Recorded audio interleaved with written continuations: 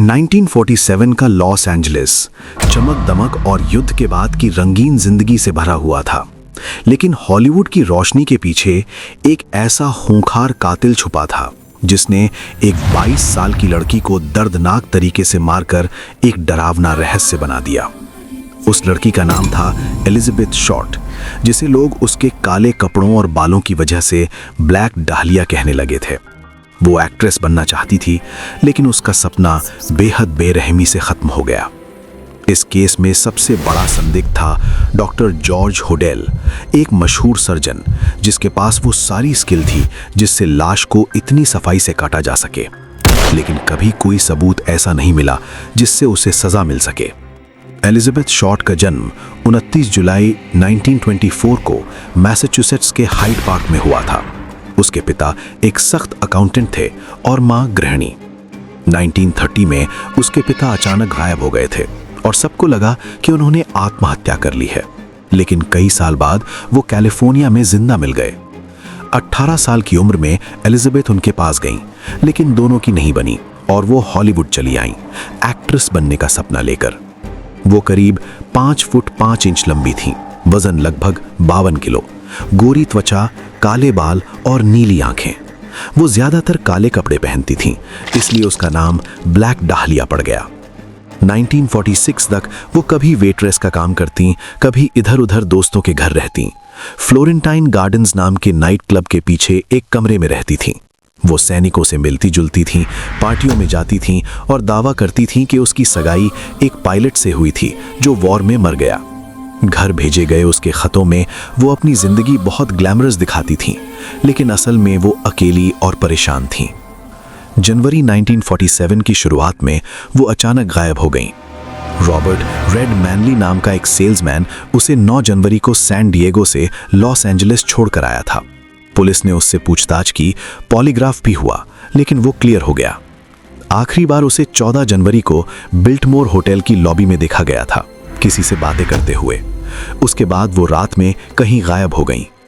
15 जनवरी की सुबह लीमर्ट पार्क के एक खाली प्लॉट में एक औरत को उसकी लाश दिखी। लाश कमर से बिल्कुल 2 हिस्सों में कटी हुई थी, बहुत साफ तरीके से, जैसे किसी डॉक्टर ने ऑपरेशन किया हो।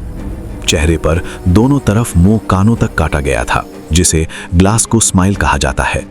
हाथ पैरों पर रस्सी के निशान थे। शरीर को पेट्रोल से धोया गया था ताकि खून और सबूत मिट जाए।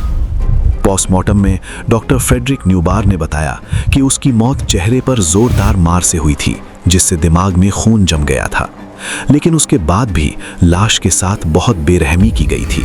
शरीर के अंदरूनी अंग निकाल दिए गए थे। इतनी सफाई से रीढ़ की हड्डी के बीच से काटना सिर्फ कोई बहुत ट्रेन डॉक्टर ही कर सकता था। अखबारों में हंगामा मच गया, पूरे शहर में उसका नाम फैल गया, ब्लैक डाहलिया। कुछ दिनों बाद किसी ने उसके डॉक्यूमेंट, फोटो और एड्रेस बुक पुलिस को भेजी। सब चीजें पेट्रोल से साफ की हुई थीं। 500 से ज्यादा लोग पुलिस के पास खुद को कातिल बताने आ गए, कुछ पागल, कुछ झूठे। पुलिस ने मेडिकल कॉलेज तक छान मारे, कई डॉक्टरों से पूछताछ हुई।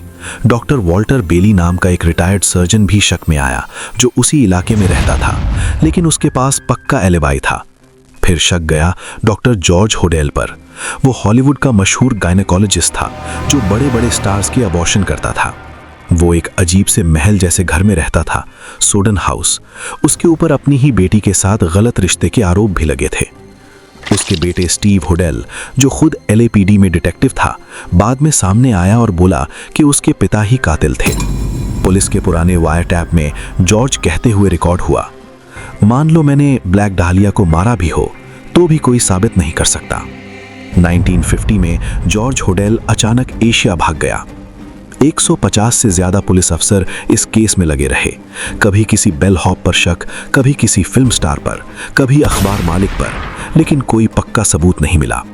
कुछ और हत्याएं भी हुई जो इसी तरह की थीं, जिससे लगा कि कोई सीरियल किलर है, लेकिन 1948 के बाद केस ठंडा पड़ गया। आज तक कोई कोर्ट ट्रायल नहीं हुआ।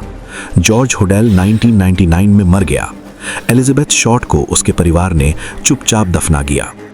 2000 के बाद DNA टेस्ट की कोशिश हुई, लेकिन सबूत इतने पुराने थे कि कुछ हाथ नहीं लगा। 2025 तक भी LAPD इस केस को ऑफिशियली ओपन मानती है। ब्लैक डाहलिया आज भी लॉस एंजलिस का सबसे डरावना रहस्य है। एक खूबसूरत लड़की बेरहमी से मारी गई और उसका कातिल शायद कभी पकड़ा नहीं जाएगा।